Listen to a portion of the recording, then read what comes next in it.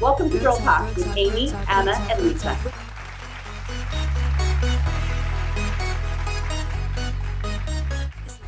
Like many girlfriends, we get together to spend time and chat, talk about what's going on with the family, with our friends, with our work, life in general. We're always here to support each other, good times or bad times. Where do we do this? We get together in what we call the comfort zone. The comfort zone is a place where we can sit down, relax, there's no judgments, be completely vulnerable where we're chatting and sharing what's going on in our life with each other.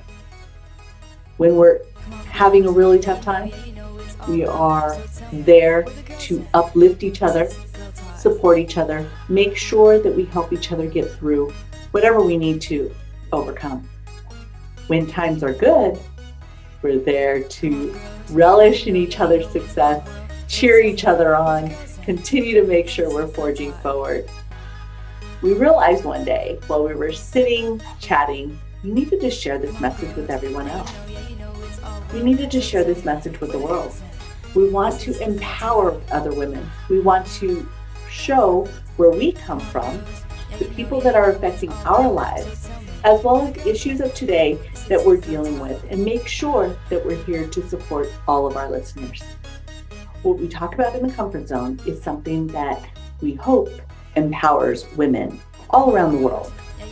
We hope you enjoy our show. Please like, subscribe, and of course, share our posts.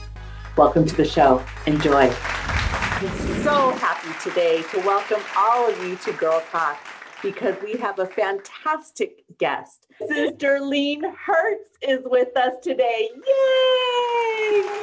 And Derlene is an expert in the science of mindset and success in life and in business. Wow, this one's going to be a good one today, ladies and gentlemen. Having experience being a stay-at-home mom, she is also an educator. She was a religious education director, and now she's an entrepreneur. She was finally able to take that leap, that deep down desire that she had in her belly to become an entrepreneur, business owner, and lo and behold, look at this fantastic woman, what she's doing today. She's certified as an NLP trainer, a master coach, the founder of You Empowered Services, and she's a franchise owner of TEAM Referral Network in her home state of Missouri. She's in St. Louis, Missouri, as a matter of fact. She's a best-selling author as well. So everybody needs to go pick up. The book is called Journey of Intention, Life Made to Order. And that she's co-authored in that book. However, go pick it up. I believe it's on Amazon, right, Derlene?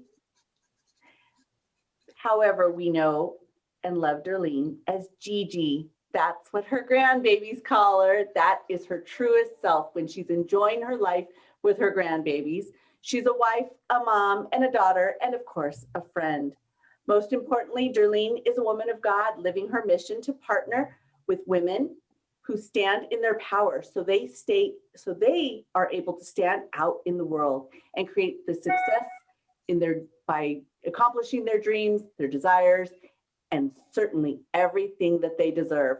Boy, is that absolutely what we're here, Girl Talk, all about. We're in the comfort zone today. We want to hear from Miss Derlene, and we want to talk about exactly where she came from, how this journey changed along the way. Welcome, Derlene. Thank you for coming.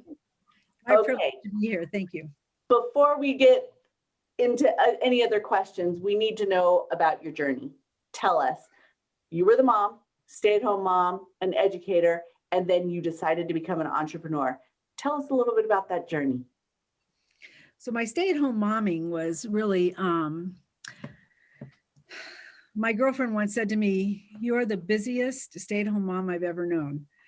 Because even back in the day, if you would, I always had to be involved in something. And I did clean houses for about 6 years while my son was growing up. And that was probably, reflecting on that, was my first tapping my toes into entrepreneurialism.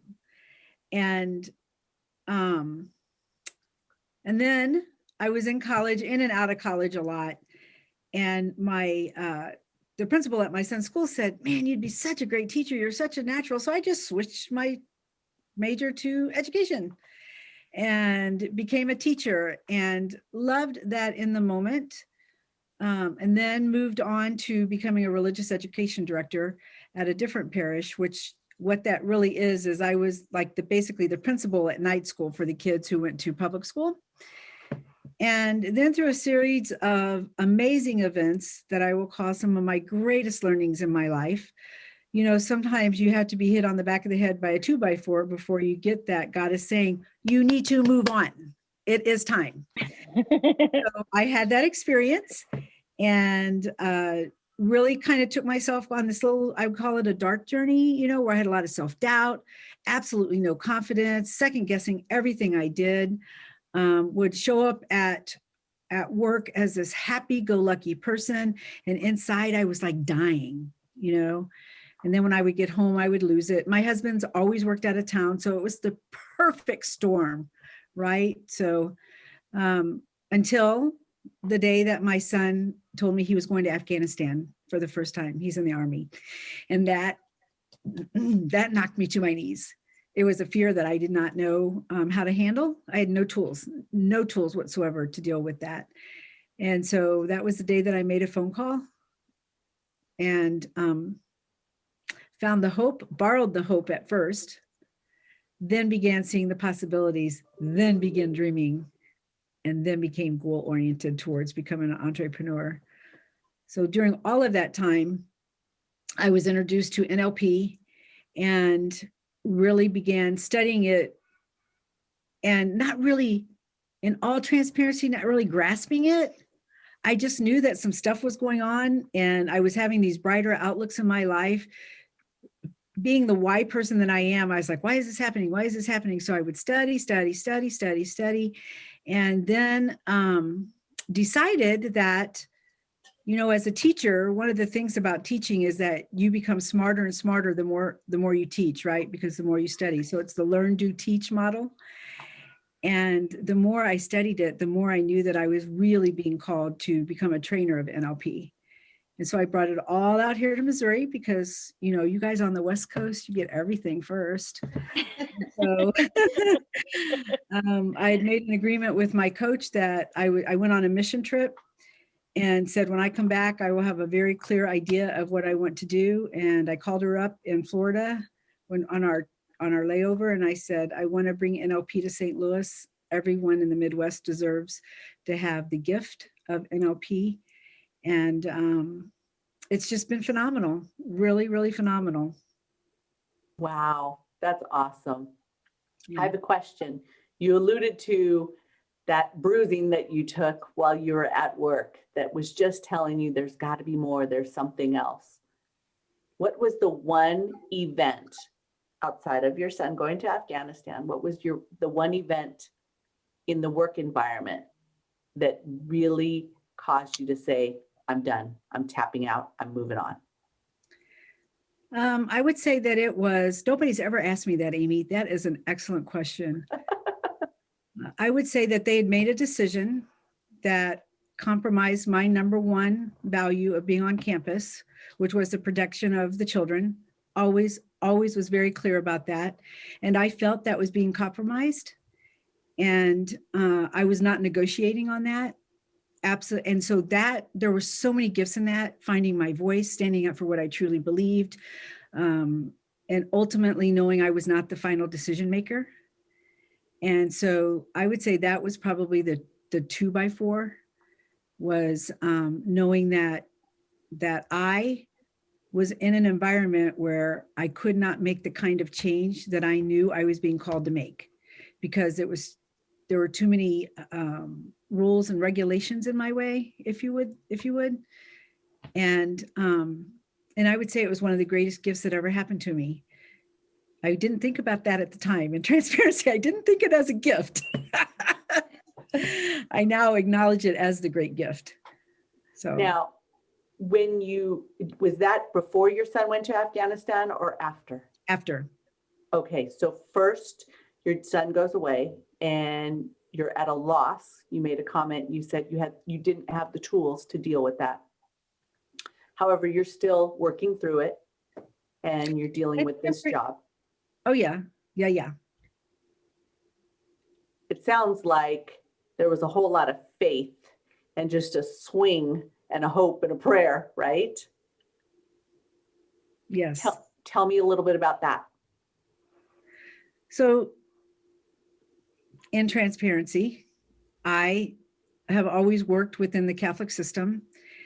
And I always, in the back of my mind, I would say, I'm working for God. I'm working for God, you know.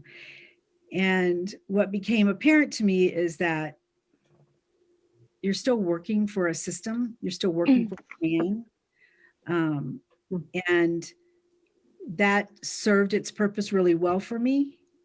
It was not what I believed God was calling me to do.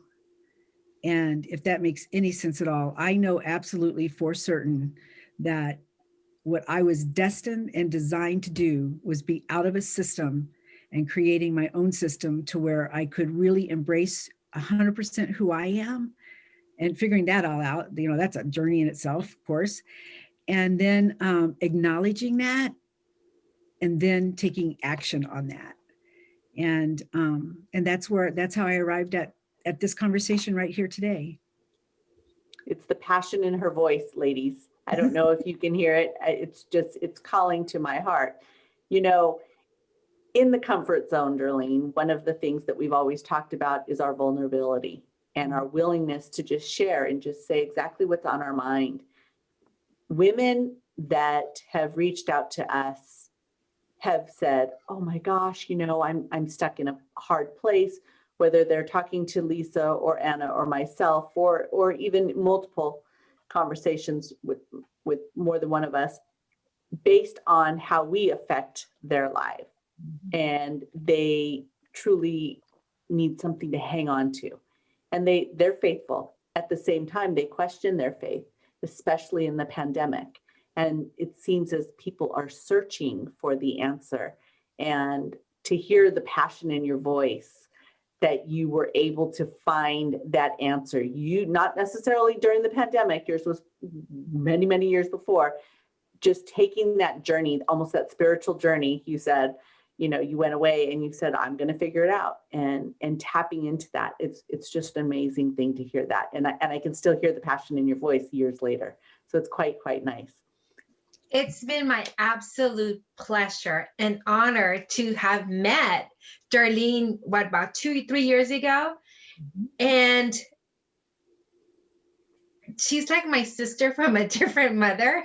We are we have the same journey. And hearing Derlene speak and speak from the heart, it just solidifies that we are on the same path together to change the world. I know that, and you helped me really find my path as well when I met you. So you're my Wonder Woman. So what specifically is it that attracted you to NLP and for you to be able to bring it to the Midwest? So once again, obviously I have a lot of deep spirituality inside of me. And when people say, what is NLP? What is NLP? And, you know, I'd go over to this scientific, well, it's the science and study of human behavior and excellence, you know, straight up science or straight up professional response, right? Well, here's what I really believe it is. And if I cry, I'm sorry, but that's just who I am. I'm not even going to apologize for that. I take that back. That's okay. You're in the comfort zone, honey. No inhibitions here. Do what you got to do. So we are born holy and pure and just full of hope and all, and love and brilliance and greatness. Like we're born like that in that moment that we're born, right? And in a matter of no time, the world gets their hands on us, right? We are taught what to say. We're taught how to act. We're taught who to be. And if we don't, that's during our imprint years, right? 0 to 7, all the adults in our lives. And this is not in any way, shape, or form rejecting parents or anything like that. Because as we say, if you blame them for the bad, you get to blame them for the good. And very, very honestly, I know 100% my parents were amazing parents. They had their own map of reality that they passed on to me. That's it. And so as I really began to look at that, and I began studying NLP and taking those techniques and using them within myself and gaining new tools, what I came to realize that what NLP gives me is that opportunity to go back closer to who I was in that moment of my birth. That purity, that holiness, that compassionate woman that I was designed to be, all of those things. And so then how could I deny that to the next person that walked into my life? Because I would be doing such an injustice to them. And so I decided that was my destiny. And if there is one thing that I am clear about, is my destiny is to make a difference in the lives of, even if it's just that one person that needs it the most. And so that's really truly how it all came to be with where I am today. That's awesome. That's, to me, that's a way to sew science in with faith. So many people, yes, it's such a tough thing to do. You know, people say, oh, well, you know, how was the earth created? And then you have these two very opposing sides.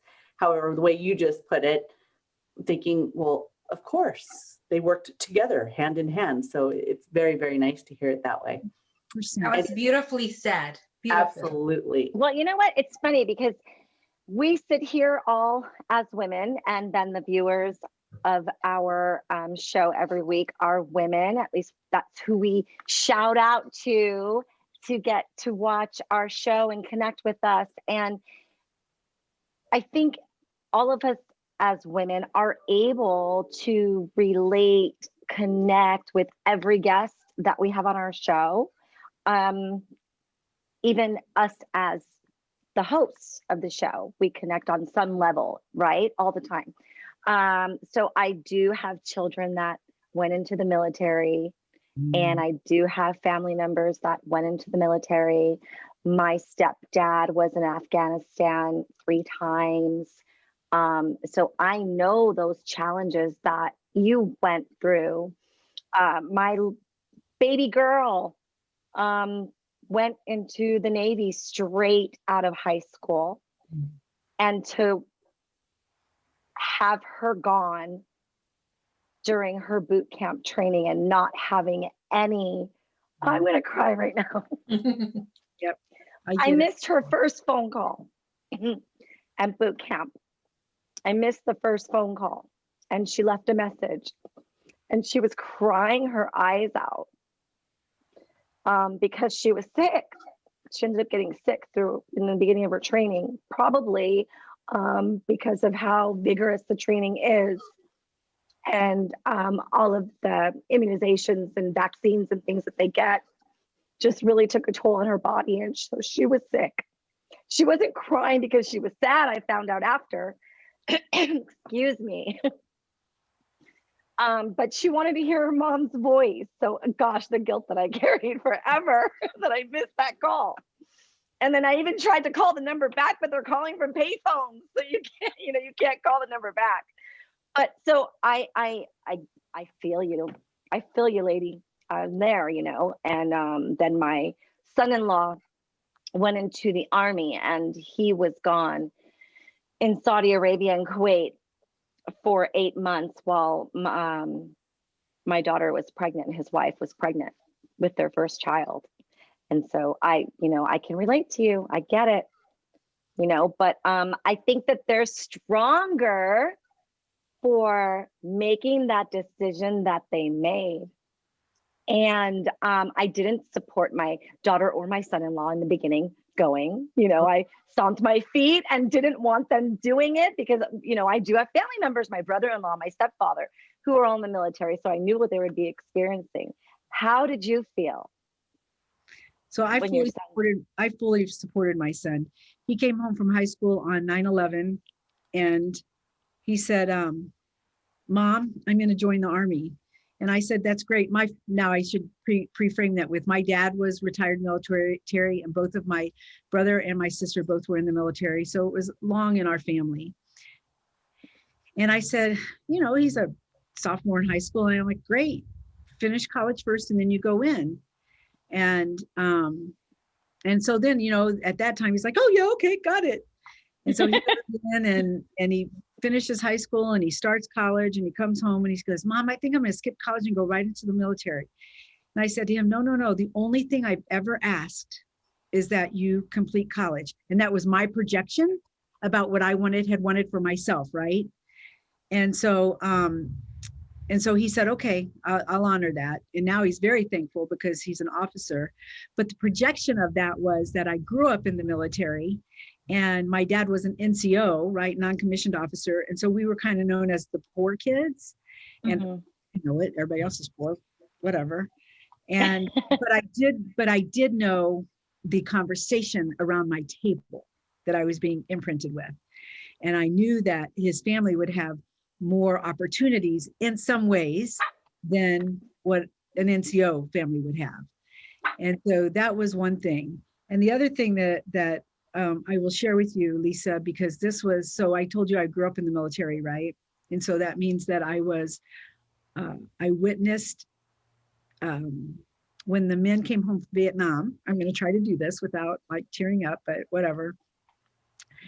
And I can remember I was about 6 years old, and I can remember the men getting off of the planes and the news anchor saying, look at those men. They look like they've lost their soul. That was my imprint. It wasn't that I feared my son dying when I really got into it. It was not that at all. It was that he was going to lose his soul. And that was just, I couldn't even like go there, right? That's what had me so paralyzed by fear. And that was just an imprint. It's stored in my neurology like that. And I carried it all the years, right? We're talking, I carried it 48 years. And that was the culmination of that night when I just, you know, pleaded with God. I negotiated with God. I told God, I bargained with God, all the things that you do in that moment of desperation. And then you know what I did? I started praying. And that's when I had a really cool experience with the divine and really began understanding the word trust. And I got to do that for the first time in a very long time, was really trust in the faith that I've been given and know that all things will be aligned the way that they should. So yeah, I get you, girl. I remember going to her boot camp graduation and looking at all of these little Navy kids. They were kids and they were so pale. You know, they looked like ghosts. And I thought, oh my gosh, they all look exhausted. And, you know, they look unhealthy. These little teeny tiny humans in these really grown up uniforms, you know, but of course that was probably one of my proudest moments. And then the crazy girl went, you know, she wanted to be a corpsman. So what does she do next? She goes with the Marines and trains with them to become a corpsman in the Navy. And I'm like, oh my gosh, what are you doing to yourself? You know, but I couldn't be more proud of her. That means you and I did something right. We did, right? Wow. He was my prayer child. All through high school, it was, oh, sweet baby Jesus, don't let me kill him. Oh, sweet baby Jesus, yeah. let him pass. Her oh, too. Jesus. And now I've gone to more of his graduations. He's a Green Beret now. And so I've gone to more of his graduations and all of the things, right? Then it's like, oh, thank you, Jesus. Yes. I don't even know how her or myself got through all of it. I mean, she did 5 years and now she moved to New York City and she's going to college there and living her best life. And I still, every day I'm proud of her. Yeah. Yeah. The wonderful, wonderful lessons we've learned today. Tap into your faith, trust the process. Your parents did absolutely the best they could, regardless of whom you are. They've done the best that they could with the tools that they were given, that they were imprinted with. And we also learned, boy, look at what a 6-year-old child, how they can be affected for the remainder of their life. How are you treating your children? What are you doing? How are you raising your kids? Because we've learned 1 through 7, the most impactful time of our lives. And what else, how else are we showing up? What else is affecting us in our life? I thank you so very, very much for spending some time with us, Derlene, because this was so educational, tear-jerking, emotional, and it's just a glimmer in the window that's Derlene Hirtz, because she is an amazing woman and she really does stand by everything that she preaches. She is all about empowering a woman. Do you have any last minute comments to tell the viewers how they can reach you and really, you know, give them a little bit of words of wisdom that you want to share with the women listening? And tell us about the book. Yes. Okay, so my book is Journey of Intention, Life Made to Order. It's co-authored because I believe that I was penning it along with the Holy Spirit. So that's my co-author. And it really, what I did was I chronicled my, the gift of the journey of coming out from the darkness to the light, right, so to speak. And it really is, it's not a tearjerker, it's very empowering. I wrote it in the sense of every chapter ends with, and where are you at in this point in your life and what choices are you going to make? So it's really, I find it really uplifting. And that was my intention. So Journey of Intention, Life Made to Order, and words of wisdom. I think that my words of wisdom would be, do not bury the past. Allow it to show itself so that you can learn from it. And the lessons are always positive in nature and about you. And as far as planning for the future, plan for the future, but completely stay present in the moment, because that is truly where we become the most creative and the most receptive to what the world, the source, God, universe, whatever, fill in the blank, offers us. Those would be my words of wisdom. That's a motivational poster right there. Yep. We need to I agree. keep that up. That was amazing. That was amazing. However, the listeners need to know, how do they find you? So my email address is Derlene, Derlene at UYOUempoweredservices.com. And my phone number is 636-459-0877. And my website is uempoweredservices.com. Thank you so very, very much for spending this time with us. We truly, truly appreciate it. My pleasure and my privilege. And it was so nice meeting you, Lisa, and good to see you, Amy, and my sister Anna. And you are always welcome to come back. When we're live, we welcome you to sit on the couch with us, because in our studio, we have some nice cozy couches, and you can sit and have a mug of coffee or hot cocoa or whatever floats your boat. Maybe that's a wine? Absolutely.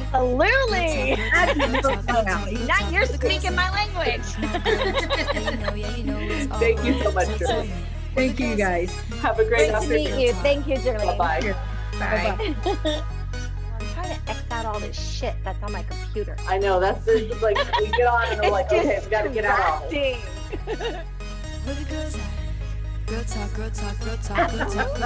Yeah. Some way. Figure this shit out. That's hot. Listen to this. Fire. Ooh. Like, I'm going through. She's admitting that she forgot about it. What? Can I put my makeup on in front of you guys? Of course. Are you sure that you were This is out truly playing? who I am. Hi, Lisa. Are you sure you were playing with your grandson, or were you? Or you could just put it in the chat and then we'll just have Amy pick it up from there. I don't know how to do that. Okay. You Not guys- lying. So I did a like mask, hair mask, and I washed my hair a couple times now. Boy, the things we complain about, right? My hair is so soft. I can't hold it. I Was can't wondering comb why my you hair. had a new hairdo. I'm curling it, and I'm like, and it's just falling out of the curling iron. I'm like, puta, wait, puta, like it. It's adorable. It looks super cute though. Lisa, can I you tell think us a little bit about you? Sure. You don't watch the show? I know a lot about me every week. I'm calling you out, Derlene. You don't watch our show? I'd like to be like not as glary, maybe about 20 pounds slimmer in the face. Make it happen, girl. I do what I can. Derlene Hirtz. Derlene. Say that again. Derlene. Derlene. Did I say Derlene? Call me darling. I thought I said Derlene. I'm so sorry. Let's start it again. Potato, potato. Well, you know, we should know our guest name. We should. You gotta be raw. We don't want you to be polished, Are you willing to be naked? right? Come on, girls. Yeah, you know it's all real. So tell me, where the girls at? This is your time.